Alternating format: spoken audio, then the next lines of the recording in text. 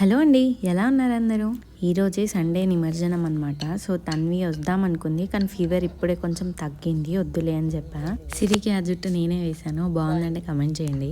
Last వీడియోలో dress code ఏంటి చెప్తా అన్నాను కదా, సో పోపులు అనమాట. సిరి వేసుకున్న లాంటి శారీ అందరు తీసుకున్నారు. ఈ వీడియో అయితే కొంచెం లేట్గా రిలీజ్ చేశాను.